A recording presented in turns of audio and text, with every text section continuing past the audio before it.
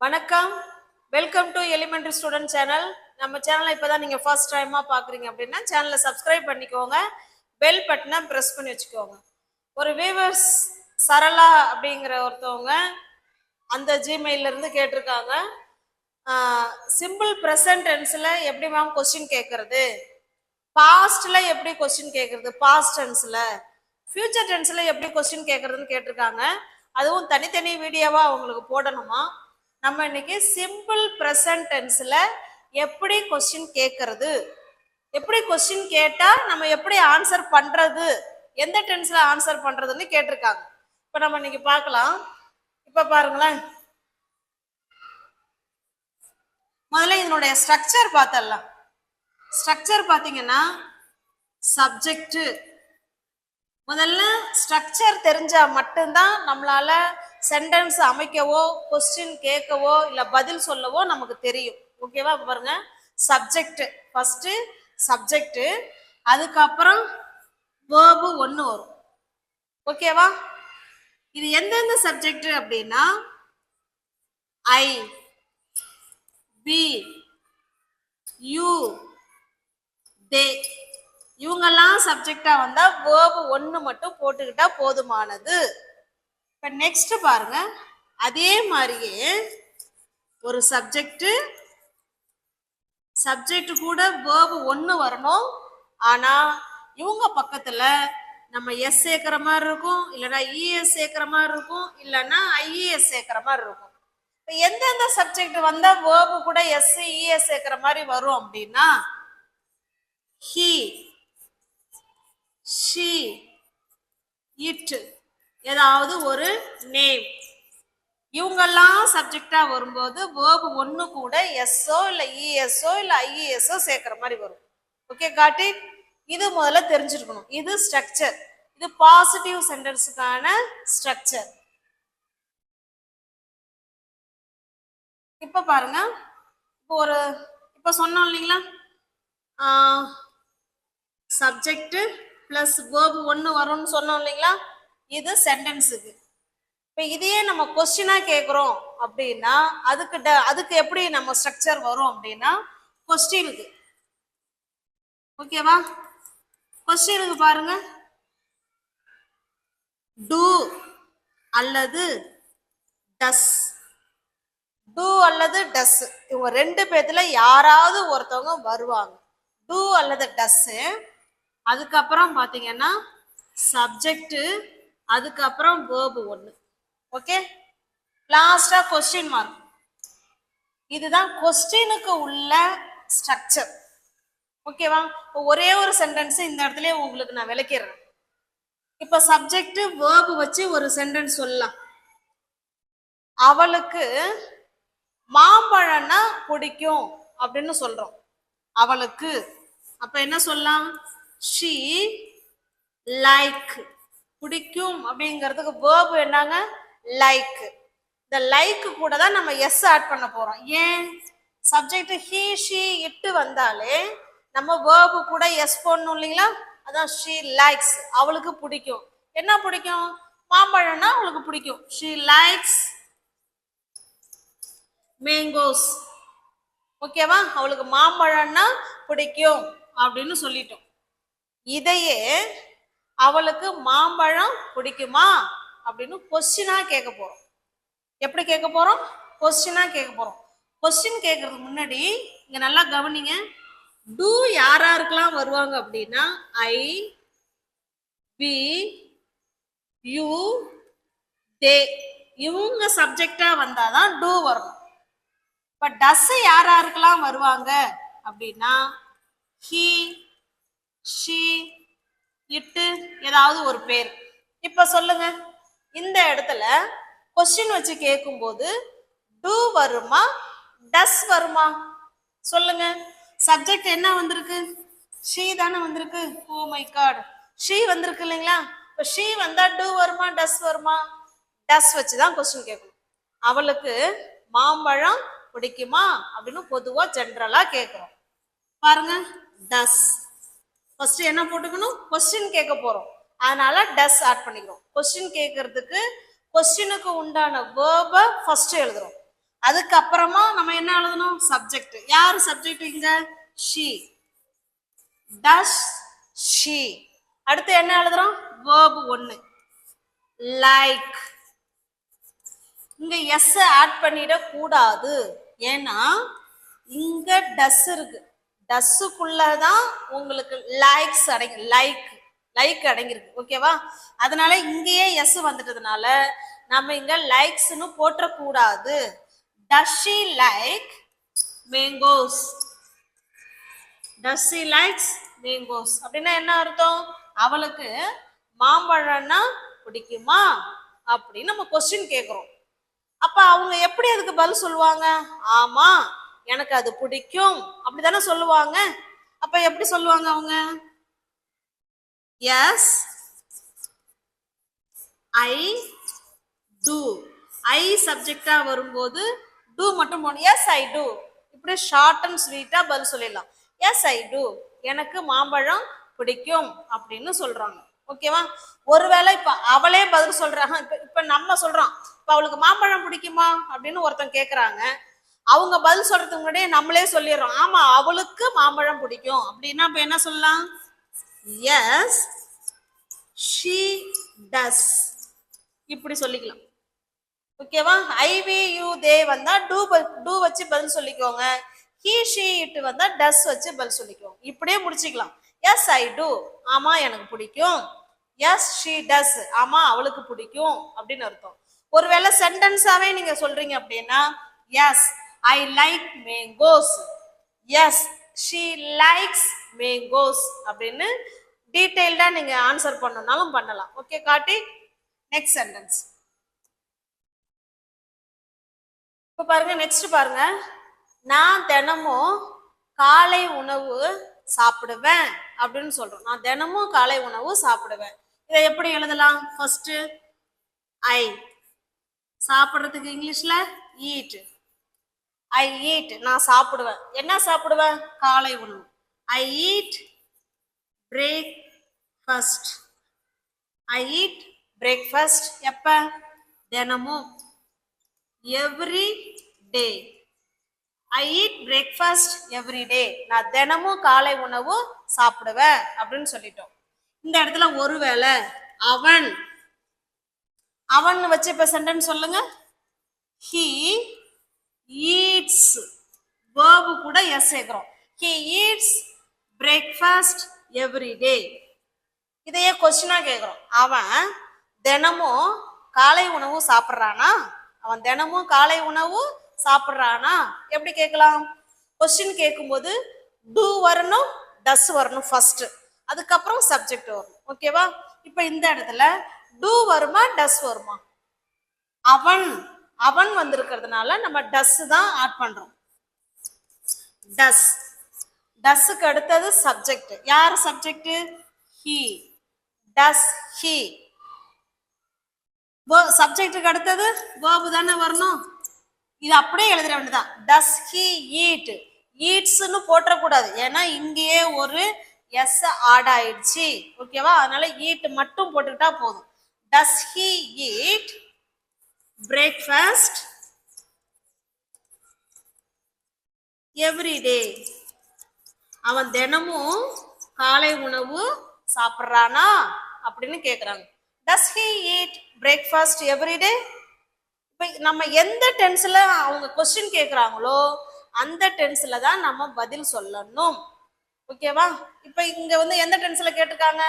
Present tense தானே பார்த்துக்கிட்டு இருக்கோம். இப்ப நம்மளும் பதில் பிரசன்ட் டென்ஸ்ல தான் சொல்லணும். எப்படி சொல்லலாம்? அவன் காலை உணவு சாப்பிட்றானா அப்படின்னு கேட்டா ஆமா அவன் காலை உணவு சாப்பிட்றான் அப்படின்னு டீடைல்டா சொல்றதா இருந்தா எப்படி சொல்லலாம்?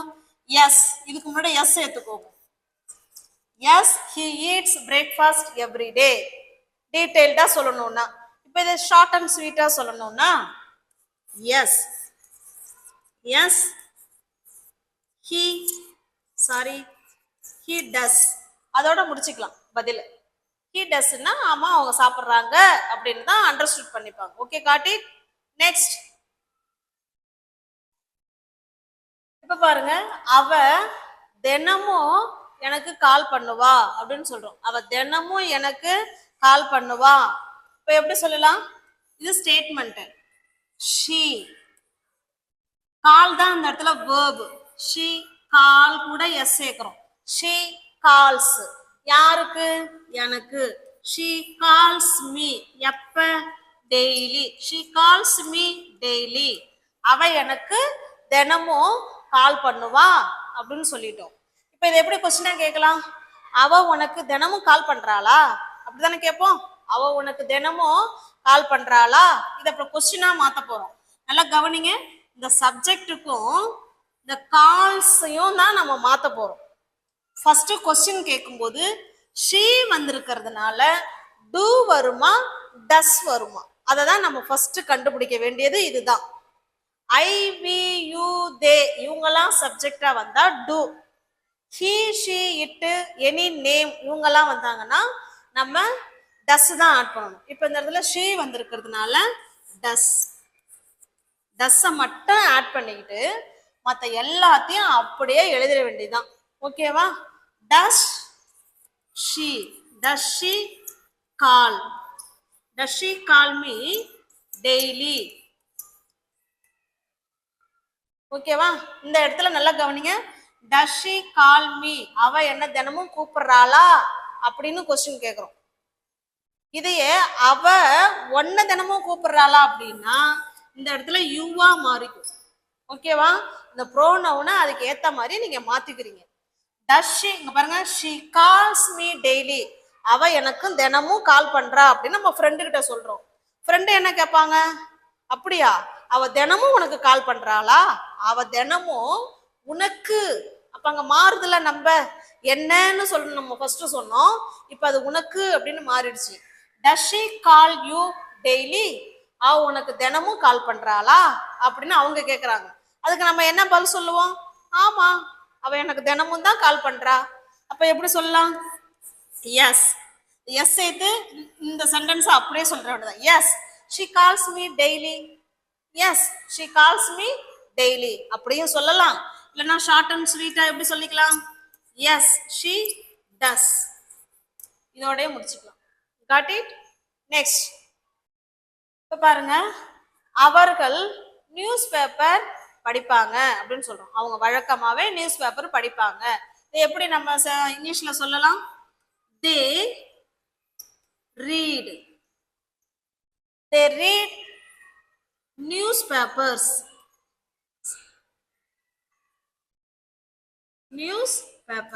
ஓகேவா? அவங்க பொதுவாவே காலையில என்ன பண்ணுவாங்க? நியூஸ் பேப்பர் படிப்பாங்க. எவ்ரி மார்னிங் அந்த இடத்துல சேர்த்துக்கலாம். they read newspapers every morning. ஒவ்வொரு மார்னிங்கும் தினமும் காலையில அவங்க நியூஸ் பேப்பர் படிப்பாங்க அப்படின்னு சொல்றோம். இப்போ இது எப்படி கொஸ்டின் கேட்கலாம்? கொஸ்டின் கேட்கறதுக்கு ஃபர்ஸ்ட் என்ன வரணும்? டூ வரணும், இல்லைன்னா டஸ் வரணும்.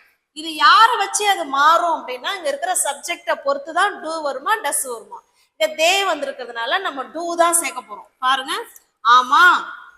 இப்போ கொஸ்டின் கேட்க போறோம், அவங்க தினமும் நியூஸ் பேப்பர் படிக்கிறாங்களா அப்படித்தானே கொஸ்டின் கேட்போம். அப்ப டூ தே read நியூஸ் பேப்பர்ஸ்? அவங்க தினமும் நியூஸ் பேப்பர் படிக்கிறாங்களா? டெய்லிங்கிற வார்த்தையை கூட இந்த இடத்துல ஆட் பண்ணி இங்க லாஸ்ட்ல கொஸ்டின் மார்க் வச்சிடலாம். Do they read newspapers daily? அவங்க தினமும் நியூஸ் பேப்பர் படிக்கிறாங்களா அப்படின்னு நம்ம கேட்கிறோம். அவங்க அதுக்கு என்ன சொல்லுவாங்க? ஆமா, நான் படிக்கிறேன் அப்படின்னு சொன்னா என்ன சொல்லலாம்? எஸ் ஐ டூ. எஸ் ஐ டூ, ஆமா நான் படிக்கிறேன் அப்படின்னு அர்த்தம். ஒருவேளை நான் படிக்கல அப்படின்னு நெகட்டிவா பதில் சொல்லணும்னா நோ. இந்த டூவும் நாட்டும் சேர்ந்து டோன்ட்னு சொல்ல போறோம். ஐ டோன்ட், அவ்வளவுதாங்க. ஓகே, காட்டி. இப்போ உங்களுக்கு ஆன்சரை உங்களுக்கு பாசிட்டிவா சொல்றீங்கன்னா ஐ டூ, எஸ் ஐ டூ. நெகட்டிவா பதில் சொல்றீங்க அப்படின்னா நோ ஐ டோன்ட். அப்படி அதோட முடிச்சுக்கலாம். ஓகே, காட்டி. நெக்ஸ்ட் இப்ப பாருங்க, நந்தினி தினமும் பிரியாணி செய்கிறாளா அப்படின்னு சொல்ல போறோம். நந்தினி தினமும் பிரியாணி செய்யறாளா? இப்ப நம்ம ஃப்ரெண்டு சொல்லுவாங்க, ஏன் நந்தினி தினமும் பிரியாணி செய்யறாப்பா அப்படின்னு சொல்லுவோம். அப்படியா, நந்தினி தினமும் பிரியாணி செய்யறாளா அப்படின்னு கொஸ்டினா கேட்க போறோம். எப்படி கேட்கலாம்? டூ வருமா டஸ் வருமா? கொஸ்டின் கேட்கும்போது டூ அல்லது டஸ். யார் வருவாங்க? டஸ். ஏன்னா வந்து பேர் வந்திருக்குல்ல, டஸ். டஸ்ஸுக்கு அப்புறம் சப்ஜெக்ட் யாரு? நந்தினி தானே. அந்த இடத்துல டஸ் நந்தினி.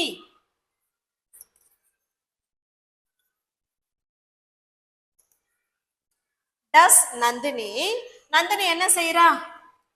பிரியாணி செய்யறா, குக் பண்றா. Does Nandini cook the biryani. Cook the biryani daily.